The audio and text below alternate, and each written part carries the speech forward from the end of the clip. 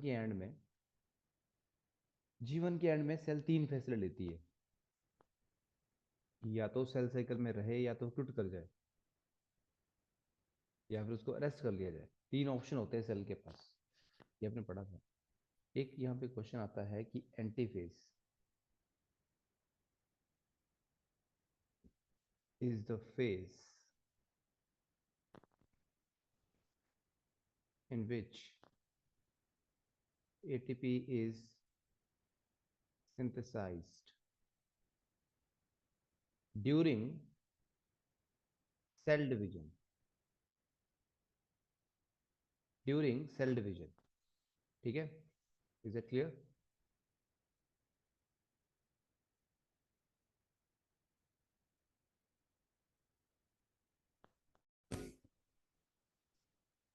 अब ठीक है नड्डा जी, आवाज आ रही। Antiphase is the phase in which ATP is synthesised during cell division. ठीक है, so first option is G naught phase, B option आपका है G1, सी आपका है एस फेज, और डी आपका है G2 फेज। तो ये आपसे पूछा गया, ओके। तो एंटीफेज के बारे में पूछा गया है कि antiphase is the phase in which ATP synthesised during cell division. तो फर्स्ट ऑफ ऑल तो हमें ये समझना पड़ेगा एंटीफेज है क्या। ये तो कहीं भी हम अगर अपने सेल साइकिल को देखें तो कहीं तो लिखा ही नहीं हुआ ये।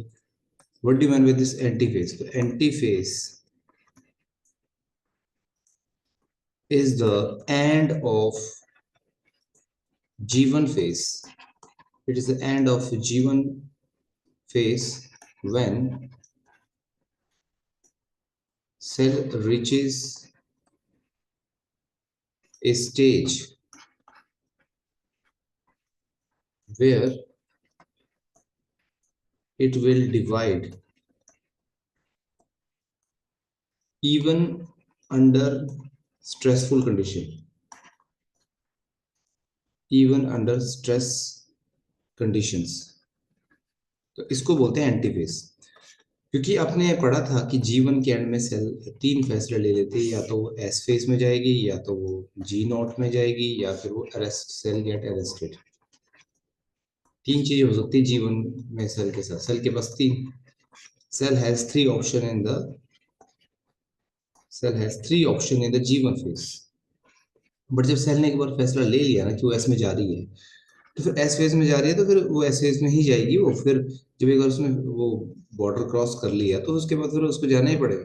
तो एंटी फेज एंड है जीवन फेज का, जहां पे सेल फैसला लेके आ चुकी होती है कि मुझे सेल डिवाइड करना है। सेल डिवीजन करने के लिए उसको एस फेज में जाना ही पड़ेगा। फिर एस से वो G2 में जाएगी, G2 से फिर एम फेज में।